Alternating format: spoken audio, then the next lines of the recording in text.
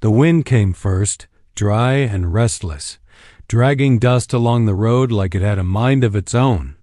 It slipped through the broken boards of the trading post and rattled the hanging signs until they knocked together in a nervous rhythm. Folks inside paused their talk and looked toward the door as if the wind had brought something with it. In places like this, out on the edge of the territory, the air often carried warnings before trouble ever showed its face. She stood near the counter, hands folded tight, eyes steady even though her heart beat fast enough to hurt. Her dress was plain and travel-worn, the color of the earth after rain, and her boots were scuffed from miles she never meant to walk. Most people did not notice her at first. She was used to that. It had been that way her whole life, drifting between towns that did not want to keep her and families that could not afford to. When the door finally opened, it was not the wind alone that stepped inside. Conversation thinned, then died. Chairs scraped the floor. Someone muttered a prayer. The man who entered did not rush. He moved with a calm that made others uneasy, as if the room belonged to him already. His hair was dark and worn long, tied back with leather. His face carried the marks of sun and years, but his eyes were sharp and awake, taking in every detail without hurry. He wore no uniform, no badge, yet authority followed him like a shadow. People whispered a single word under their breath, the way one might speak a storm's name. Apache. The girl did not step back. She felt the weight of every eye turned from him to her and back again, measuring the space between them. She had heard stories since she was small, stories shaped by fear and bad blood. But she had also learned that stories rarely told the whole truth. Hunger and loss had taught her to look closer than most. The man stopped a few steps inside, boots planted firm, shoulders squared. His gaze passed over the men with guns they pretended not to grip, the shopkeeper sweating behind the counter, the woman clutching her child. Then his eyes found hers, and he did not look away. Something passed between them that had no easy name. It was not kindness, not yet. It was recognition, like two people who had both walked through fire and knew the smell of it on each other. "I ain't white, sir," she said, her voice clear despite the tightness in her chest. The words came before she could second-guess them. "But I can satisfy." A sharp intake of breath rippled through the room. Someone laughed nervously, thinking it a joke. Someone else swore under their breath. The girl did not move. She knew what she was offering was not what they thought. She was offering truth and work and a life that did not end in the gutter or on a rope. The Apache man studied her, head tilting slightly, as if listening for something beneath her words. Then, slowly, the corner of his mouth lifted. It was not a smile meant to charm. It was a smile of decision. He spoke in a low voice that carried farther than shouting ever could. "You speak with courage." That was when the room seemed to tilt. The girl felt it, like the ground shifting under her boots.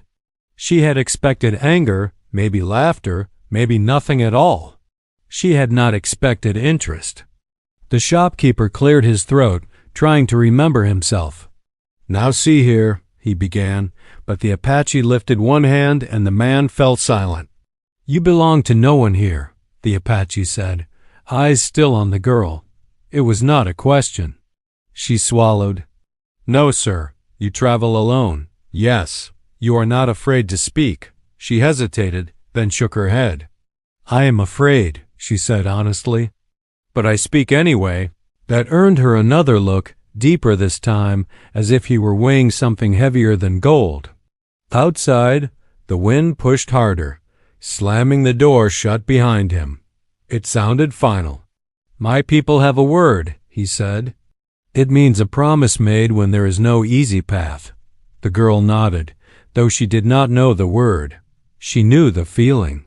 The Apache turned to the room. "I take her with me," he said. A murmur rose, part protest, part relief. No one stepped forward to argue. Fear had a way of teaching manners.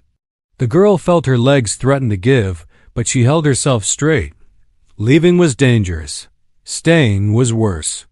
She reached for the small bundle at her feet, all she owned in the world. Before she could lift it, the Apache bent and picked it up himself. The gesture surprised her more than anything else that had happened. Outside, the sky stretched wide and pale, the kind of sky that promised no mercy. Horses waited, patient and strong. He helped her up without touching more than he had to, then swung into the saddle with easy strength. As they rode away, the trading post shrank behind them, and with it the life she had known. They did not speak for a long time. The land opened around them, red rock and scrub and silence.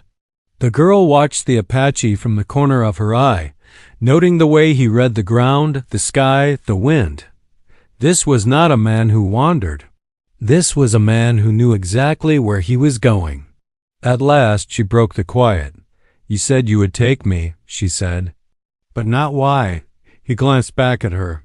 "You stood when others hid," he said. "That matters." "To who?" she asked. "To me." The answer settled between them, heavy and warm. She thought of the word he had mentioned, the promise made when there is no easy path. She wondered what promise he believed she had made. As the sun lowered, they reached a rise overlooking a valley where smoke curled faint and blue. The Apache slowed the horse, eyes narrowing with focus. Below lay his people, moving like parts of a living thing, purposeful and alert. He turned to her then, fully, his expression unreadable. "If you come down there," he said, "you do not walk as a guest." Her heart hammered. "What do I walk as then?" He held her gaze, the wind tugging at his hair, the land waiting for his answer. "As my bride," he said. The word struck harder than any shout. Bride meant belonging. It meant protection and duty and a future tied to someone else's path. It meant leaving behind every other road she might have taken. She searched his face for mockery, for threat, for anything that would make the choice easier.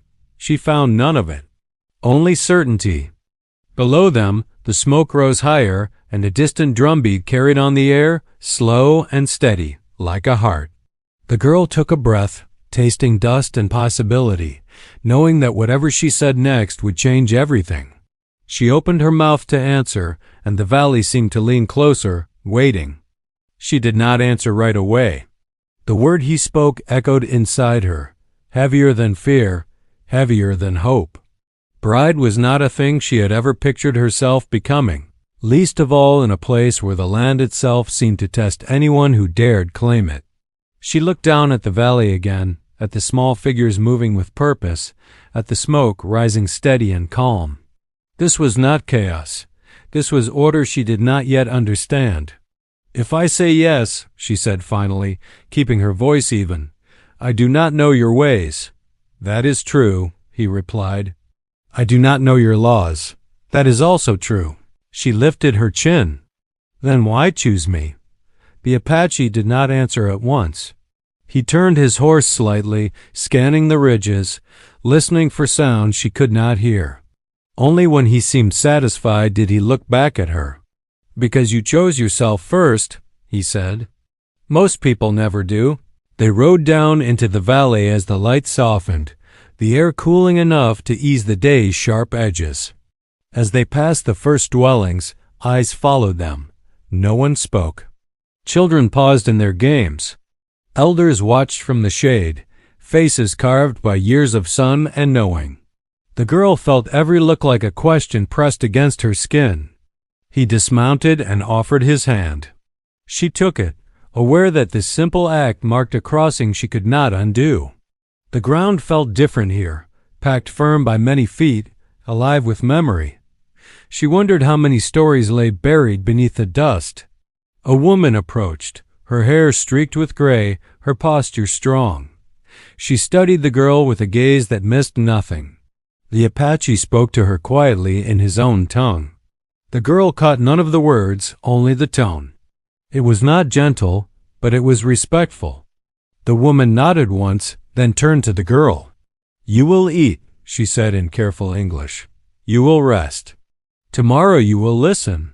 That seemed fair. The girl inclined her head.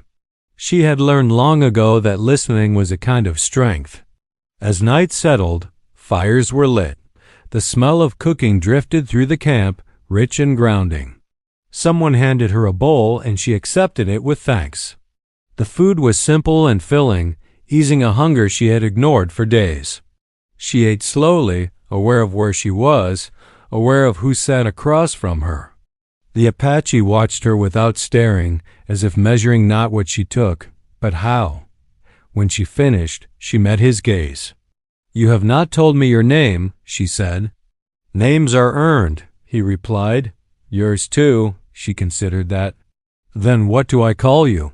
"For now," he said, "you may call me husband." The word landed softly this time, not like a blow but like a stone placed in her hand. Solid, real. She did not argue.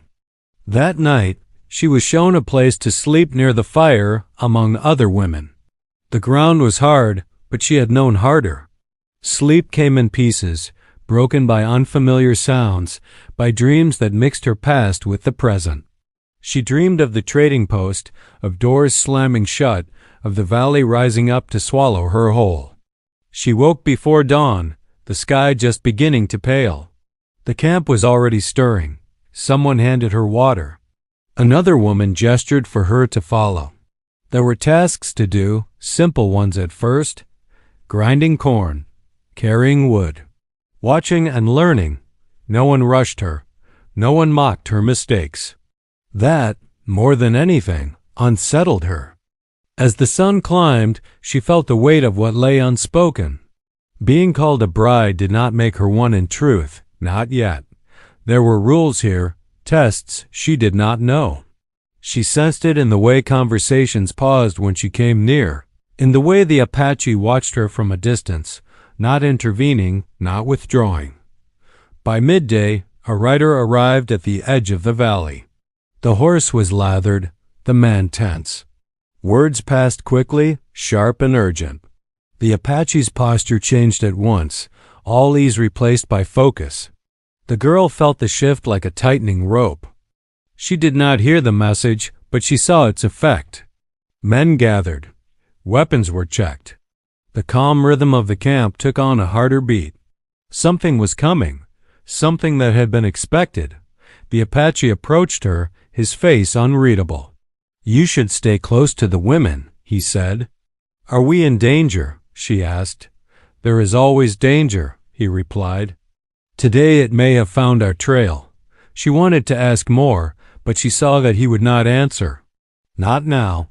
Trust, she realized, would not be given all at once. It would be built, like everything else here, through action. As the men prepared to ride, an elder stepped forward, her voice steady but low. She spoke of boundaries crossed, of promises broken by men who wore uniforms and carried papers they believed stronger than blood. The girl understood enough to feel a chill settle in her chest. The world she had fled was not so far away after all. When the riders left, dust rising behind them, the valley felt suddenly too quiet. The women moved with purpose, gathering children, reinforcing shelters. The girl worked alongside them, hands busy, mind racing. She thought of the Apache's smile in the trading post, of the certainty in his voice when he claimed her. She wondered what kind of man smiled that way on the edge of violence. As afternoon stretched on, memories surfaced uninvited. She remembered her mother, tired and thin, warning her never to rely on kindness alone. She remembered men who promised safety and delivered harm. Those lessons had kept her alive. They whispered now, urging caution. Yet there was something different here. No one had touched her without cause. No one had demanded proof of her worth. She was watched, yes, but not owned. Not yet. Toward evening, the sound of hooves returned. The riders came back slower than they had left. No shouts followed, no songs of victory. Faces were tight, eyes dark. The Apache dismounted and spoke quietly with the elders. The girl waited, heart pounding, afraid of what she might learn. When he finally came to her, his expression was grave. "There will be change," he said. "Soon." "Change how?" she asked. He studied her face, as if deciding how much truth she could bear. "The people you came from do not wish to leave this land," he said. "They draw lines on maps and believe the earth must obey." She felt anger rise, hot and familiar. "The earth never does," she said. That earned her a long look. "No," he agreed. "It does not." Night fell heavy and tense. Fires burned low. Voices stayed hushed. The girl sat near the Apache, close enough to feel his presence, far enough to know she was still apart. She sensed that being called his bride had placed her in a space between worlds, neither fully inside nor safely out. As the stars emerged, bright and sharp, she thought of the promise he had spoken of, the one made when there is no easy path. She wondered if he believed she had already made it simply by riding down into the valley with him. She did not know what tomorrow would bring. She did not know if she would be asked to prove herself, or if she would be used as a symbol in a conflict older than her life. All she knew was that the land had claimed her attention, and the man beside her had claimed a place in her fate. Somewhere beyond the valley, forces were moving, driven by fear and hunger for control. The girl stared into the fire, seeing not flames but roads splitting in different directions. Whatever choice awaited her, she knew it would not be simple. The Apache rose and walked a short distance away, scanning the dark. She watched his silhouette against the stars, strong and solitary. Bride or not, she sensed that the bond between them was already being tested by things neither of them had named. The night held its breath, and so did she, knowing that the promise spoken on the ridge had only begun to reveal its cost. Morning came without warmth. A pale light crept over the valley, touching the rocks intense like a careful hand. The girl rose with the others, her body sore but her mind already awake. The night had passed without incident, yet the air still felt tight, as if danger had only stepped aside, not gone. She noticed how the camp moved differently now. Men spoke in short phrases. Riders checked the horizon more often than before. Even the children were quieter, their play kept close to the shelters. Whatever the riders had seen the day before had not eased anyone's worry. An older woman motioned for her to follow toward the edge of the camp. They walked in silence until they reached a small rise where the valley spread wide below. The woman knelt and pressed her palm to the earth, then looked up at the girl. "This land remembers," she said. "It remembers broken words." The girl nodded, though she was not sure what answer was expected. "Where I come from," she said slowly, "the land remembers too. People just pretend it does not." The woman studied her for a long moment. "That pretending brings sickness," she replied. Then she turned and walked back without another word. As the sun climbed, the Apache returned from speaking with the elders. He gave instructions to a few men, then approached the girl. "Walk with me," he said. They moved away from the camp, toward a narrow path that wound between rocks. From there, the valley looked peaceful, almost untouched. It was easy to forget that lines had been drawn through it by people who had never bled on its soil. "You are quiet today," he said. "I am listening," she answered. He nodded. "Good. Many speak when they should listen." They stopped where the ground dipped and rose again. He crouched and pointed to marks pressed into the dirt. "Hoof prints. Fresh. Soldiers," he said. Her chest tightened. "They are close." "Yes." "Do they know about me?" she asked before she could stop herself. He straightened, his face hard to read. "They know we are here." "That is enough." She thought of the trading post, of the way men had looked at her as if she were a thing to be passed or traded.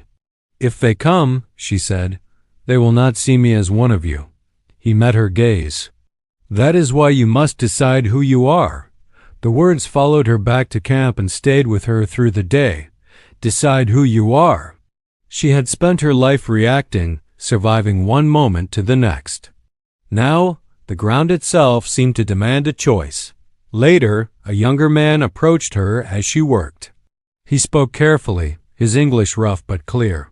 "Some do not trust you," he said. "I know," she replied. "They think you bring trouble." She did not argue. Trouble follows hunger and fear, she said. I did not invent those, he considered that. You are not afraid to answer. I am afraid, she said. I just do not let it choose for me. He gave a short nod, then left her to her work. It was not approval, but it was not rejection either. As the afternoon wore on, a distant dust cloud rose on the horizon. It was faint, easy to miss if one was not watching. The Apache saw it at once. Signals passed quietly through the camp.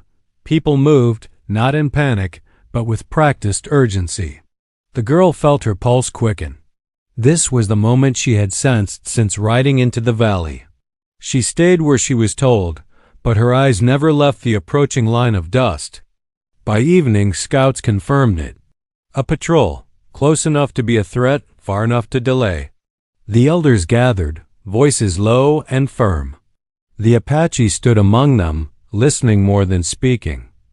When he did speak, it was brief. That night, he sat beside the girl again, the fire casting shifting shadows across his face. You may leave before dawn, he said. The words hit her harder than any blow. Leave, she repeated. Yes, if you go now, you may pass unseen. And if I stay, he looked into the fire. If you stay, you share our danger. She felt anger flare, sharp and unexpected. You claimed me before witnesses, she said. You called me your bride. He turned to her then, his gaze steady. A claim is not a chain. I will not force you to stand where blood may fall. She searched his face for doubt and found none. He was offering her an exit because he believed it was right, not because he wanted her gone. That made the choice harder, not easier. I have run all my life, she said quietly. If I run now, I will always be running. Silence stretched between them. At last he inclined his head. Then you stay. The night deepened. Somewhere beyond the valley, men prepared plans that did not include mercy. The girl lay awake, listening to the sounds of the camp, feeling the weight of her decision settle into her bones. Before dawn, a shout broke the stillness. A scout returned at speed, breath ragged. More soldiers. More than before. The camp stirred like a waking animal. The Apache rose at once, giving orders. The girl stood, her hands trembling despite herself. She wanted to help, to do something that mattered. An elder approached her, placing a small bundle in her hands.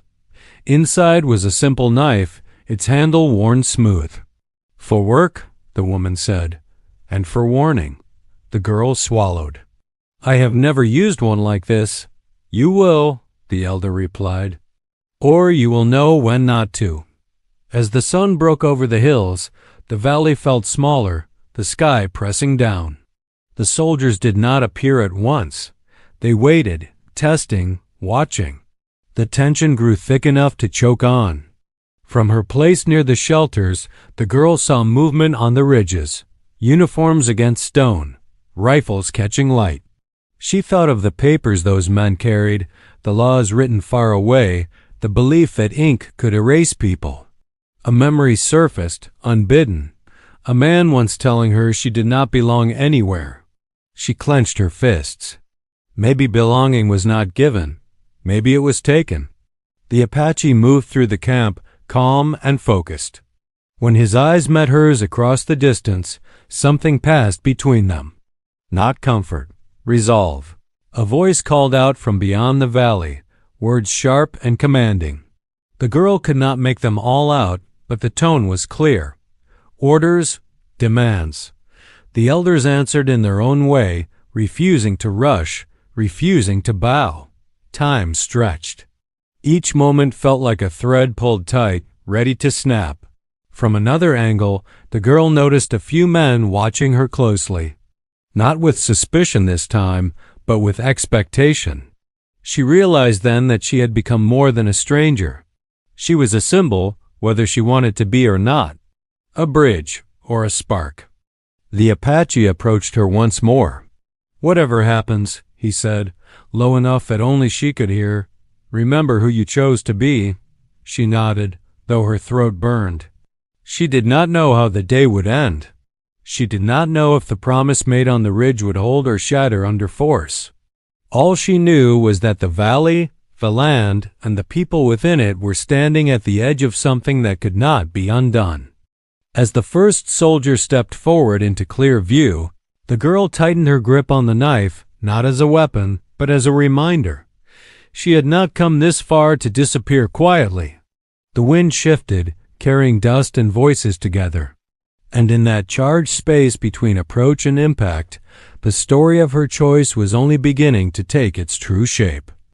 The soldier who stepped forward was young, his uniform stiff and too clean for this land. He held his rifle like it was both shield and permission. Behind him, others waited in a loose line, eyes scanning the valley as if already counting what they might take. The girl felt a strange calm settle over her. Fear was still there, but it had gone quiet, like a storm held back by distance. The Apache stood a few paces ahead of his people, hands empty, posture firm. He did not rush to speak. Silence stretched, thick and heavy. It was the kind of silence that dared the other side to fill it with foolish words. "We are here under authority," the young soldier finally said, his voice carrying too far. "This land has been claimed," the Apache answered in steady English, learned but not softened. "This land has never been lost." A murmur moved through both groups. The girl watched the faces of the soldiers. Some looked unsure. Some looked eager. She knew that look. It was the same one she had seen in towns where men thought the law lived in their pockets. An officer stepped forward then, older, eyes hard. He spoke of treaties, of orders signed far away, of progress and protection. The words fell flat against the rocks and dust. None of it sounded real out here. As the exchange dragged on, the girl became aware of movement at the edges of the valley. Riders shifting position. Women guiding children farther back. The Apache people were not waiting to be saved. They were preparing. The officer's gaze drifted, catching on her at last. His eyes narrowed. "You," he called out. "Step forward." Her heart jumped, but her feet moved before doubt could take hold. She walked until she stood beside the Apache, feeling the heat of the sun and the weight of attention press in from all sides. "What are you doing among them?" the officer asked. "I live here," she replied. He scoffed. "You are not one of them." "No," she said. "But I am not one of you either." A ripple of tension passed through the line of soldiers. The officer's jaw tightened. "You should come with us," he said. "It would be safer." She thought of all the times safety had been offered like bait. "Safe for who?" she asked. Before he could answer, a shout came from the ridge. More movement, more riders. The valley felt suddenly too small to hold what was building inside it. The Apache spoke again, his voice firm. "You have been warned. Leave." The officer hesitated. The girl saw it. He had expected fear, not resistance measured and calm. He glanced back at his men, then forward again. Pride flickered across his face. "We will return," he said. "With more," he turned sharply, signaling retreat. The soldiers backed away, slow and wary, never fully turning their backs. Dust rose as they climbed back toward the ridge, their presence lingering even as their shapes faded. No one cheered, no one relaxed. This was not a victory. It was a pause. As the valley settled, the elders gathered again. Voices overlapped, concern threaded through every word. The girl stayed close, listening. She understood enough now to know what lay ahead. The soldiers would not forget this place. They would not forgive defiance. The Apache approached her later, his face drawn but steady. "They will bring force," he said. She nodded. "They always do." He studied her. "You spoke when it mattered." "So did you," she replied. That night the camp moved again, quieter this time. Fires were dimmed. Plans were made without ceremony. The girl helped where she could, her hands learning new work, her mind racing ahead to what tomorrow might demand. An elder sat beside her as they worked. You stand between worlds, the woman said. That is a dangerous place. I know, the girl answered. But it is the only place I have ever stood. The elder smiled faintly. Then learn to stand well. Before dawn, the Apache came to her with a task. If they come from the south, he said, tracing the ground with a stick, we will draw them here. You will stay with the families. And if they come from both sides, she asked, then everyone must choose quickly. The weight of that settled over her. Choice again, always choice. As the sun rose, scouts returned with grim news. More soldiers, wagons, supplies meant for staying, not passing through. The valley braced itself. The girl found herself thinking of small things. The taste of the food shared the night before. The way children laughed even when danger pressed close. The quiet strength in the Apache's eyes when he thought no one watched. She realized then that a happy ending did not mean safety forever. It meant standing where you belonged when the ground shook. By midday, distant sounds reached them. Metal against stone. Shouted orders. The soldiers were close, closer than before. The Apache people moved into position, blending with the land that knew them. The girl stayed with the families, but her eyes never stopped searching. She could feel the tension like a live wire. Every sound made her flinch. Every shadow seemed to move on its own. Then the first shot cracked the air. It echoed off the rocks, sharp and final. Chaos followed, shouts, horses rearing, dust rising in choking clouds. The girl's breath came fast, but her feet stayed planted. She did what she had been shown. She moved children. She passed water. She watched for signs. From her place, she could see flashes of movement along the ridges. The Apache moved like part of the land itself, appearing and disappearing, never staying where danger expected them to be. The soldiers advanced in lines that made sense only on paper. Time lost its shape. Moments stretched and snapped. The girl caught sight of the Apache once, just long enough to see that he was still standing. Relief hit her hard enough to make her knees weak. At one point, a group of soldiers broke through closer than expected. Panic surged. The girl stepped forward without thinking, raising her hands, calling out. Words poured from her, urgent and clear, cutting through the noise. The soldiers hesitated. They saw her then, really saw her. Not a shadow, not a target. A person standing her ground. That pause mattered. It gave others time to move. It gave the land a chance to answer in its own way. As the clash shifted, smoke and dust blurred everything. The sun dipped lower, staining the sky with color that felt almost cruel in its beauty. The girl's arms ached. Her throat burned from shouting. Still, she stayed upright. When the fighting pulled back for a moment, a heavy quiet fell. Both sides took stock. Loss hung in the air, unspoken but understood. This could not go on forever. Something had to give. The Apache found her then, moving through the haze. His face was streaked with dust and sweat, his eyes fierce and alive. For a moment, neither of them spoke.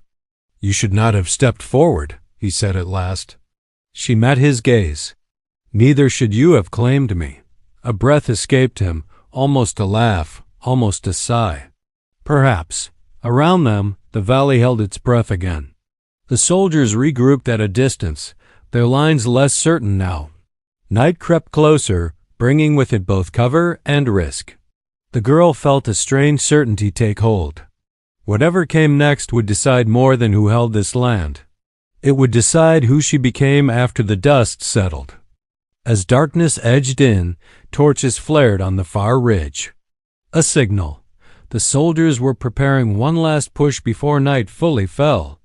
The Apache took her hand then, firm and grounding. Stay close, he said. She squeezed back, her fear and hope tangled together. She did not know how the story would end. But she knew this moment, this choice, this stand, was the heart of it. The wind rose again, carrying the smell of dust and fire. Somewhere, A drumbeat began, low and steady, echoing through the valley like a promise not yet fulfilled. The drumbeat steadied the air, slowing hearts that threatened to race ahead of sense. The torches on the ridge wavered as the soldiers shifted, their confidence no longer sharp. Night wrapped the valley in shadow, turning the land into an ally for those who knew its curves and silence. The Apache released the girl's hand and moved forward, not in a rush, but with the calm of someone who trusted what came next. A voice carried across the dark, strained but firm. The officer called for a halt. The girl could hear doubt in it now, the sound of plans unraveling. No order followed. Instead, there was movement among the soldiers that spoke of confusion rather than command. An elder stepped into the open, holding a white cloth tied to a branch. She did not wave it. She simply held it where it could be seen. The Apache stopped a short distance away, his posture open, unarmed. The valley seemed to lean in, listening. The officer approached alone this time. His face was tired, the hard edge dulled by the long day. He spoke of losses, of orders that no longer felt clear, of land that resisted every mark placed upon it. His voice dropped when he spoke of the girl. "You could still leave," he said to her, almost quietly. "There is a place for you back east." She stepped forward, feeling the eyes of both sides on her. "I have been leaving all my life," she said. "This is the first place that asked me to stay." Silence followed. The officer looked at the faces behind her, at the elders, at the children watching from the shadows. He exhaled, long and slow. "We will pull back tonight," he said.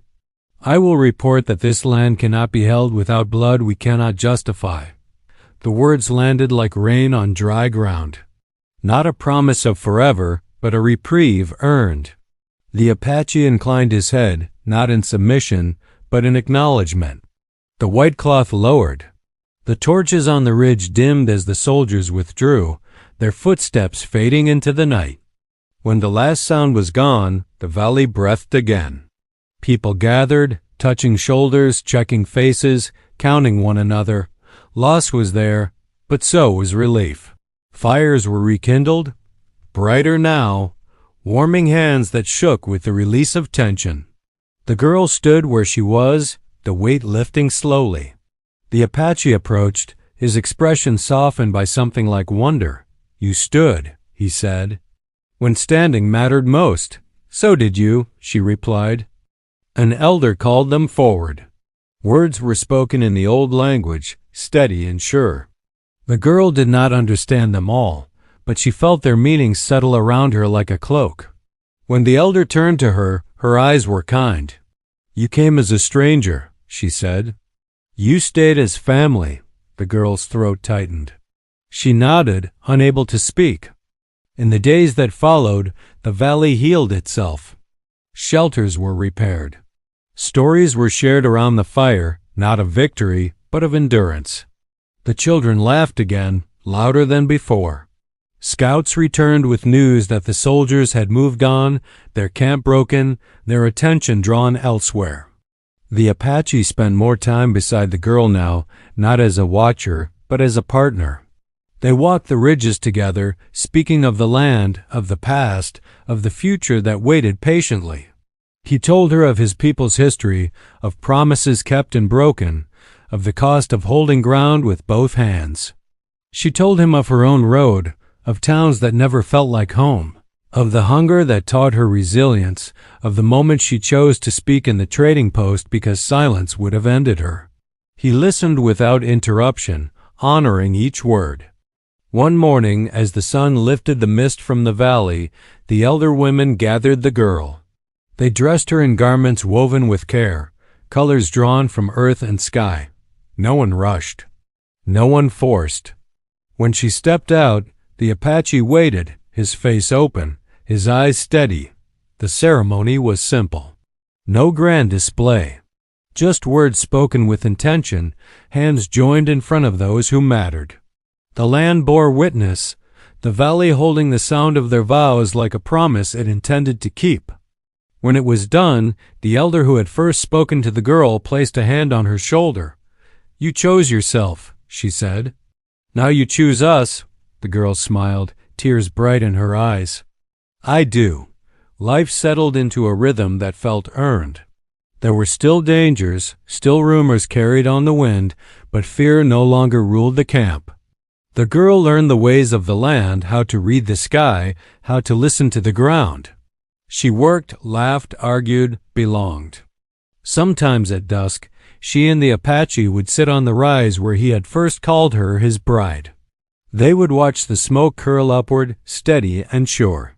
The memory of that moment remained sharp, a reminder of how quickly a life could turn. One evening, she asked him, "Did you know how it would end?" He shook his head. "No, I only knew it was worth standing for." She leaned into him, feeling the truth of that settle deep. The land did not promise ease. It promised meaning. Seasons passed. The valley grew green, then gold, then rested under winter's quiet hand. Travelers came and went, carrying stories of a place where lines on maps had failed to erase a people. The girl heard her own words repeated sometimes, changed by distance but rooted in the same choice. She never forgot where she came from. She never forgot the road. But she no longer walked it alone.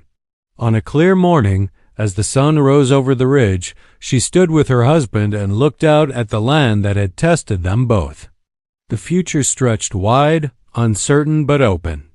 She took a breath, feeling the earth solid beneath her feet, and knew that this was what a happy ending looked like.